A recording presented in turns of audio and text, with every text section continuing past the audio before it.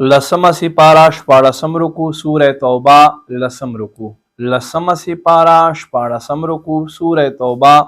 لسم رکو بسم اللہ الرحمن الرحیم یا ایہا النبیو اے غیب خبر ورکون کے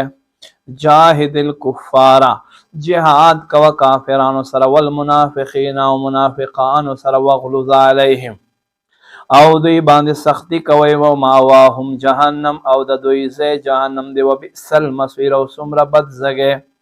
یحلفون بالله ما قالوا دوی الله قسمونه خوري چې دوی نه دي کړي ولقد قالوا کلمه الكفر او بشک دوی اوې کفر کلمه وکفروا بعد اسلامهم اسلام نرست دوی کافر شو وهم بما لم ينالوا او دوی چې څه غوښتل هغه دوی ته میلاو نشو وما نقموا د مسلمانو دوی ته څه بد لګي الا مگر دا ان اغناهم الله ورسوله من فضله هغه چې الله والله رسول په خپل فضل سره غنیان کړ و ان يتوبوا یک خیر لهم او کچیر دوی توبه وکړي دا دوی د پاره غوړه دی و ان تولوا کما خو ګرځوي يعذبهم الله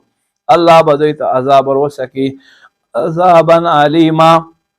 هغه سخت عذاب فی الدنیا والآخرة و دنیا و آخرت کې وما لهم فی الارض من ولی ولا نصیر او نشته دوی لره څوک پس مکه کې حمایت کون کې او مدد کون کې ومنهم من عاهد الله او په دې کې هغه چې الله سره وعده کړی لئن آتانا من فضله کچیر ته الله موږ د خپل فضل سره راکړي لنا صدقنا ضرور به موږ خیرات کوو ولنکونن من الصالحین ضرور به موږ خو خلکو نشو فلما آتاهم من فضل پسر کله چې الله دوی ته ورکړ په خپل فضل سره بخلو به دوی په دې سره بخل وکړ وتولوا دوی مخ وګرځو وهم معرضون په داسې حال کې چې دوی مخ ګرځون کې دي فاعقبهم نفاقا فی قلوبهم پس دوی پسې شو منافقت د دوی په زړونو کې الی یوم یلقونه تر هغه ورځې پورې کوم ورځ چې دوی ملاقات کوي بما هغه سره اخلف الله چې دوی خلاف وکړو د الله ما وعدوه هغه چې دوی الله سره وعده کړي وبما كانوا يكذبون په سبب د دې چې دوی دروغ وایي الم يعلموا اي دوی ته پته نشته ان الله بشک الله يعلم علم لري سرهم د دوی په پټو شیزونو باندې ونجواهم د دوی په سرګوشي کولو په وخت باندې وان الله علام الغیوب بشک الله په غیب لوی غیب باندې خبر ذات دی الذين اغ خلق يلمزون المطوعين من المؤمنين في الصدقات چې عیب لګوي مسلمانو باندې پزړه سره خیرات کوونکو باندې والذین خلق لا یجدون چې دوی نه عمومي الا جهد مگر خپل مهنت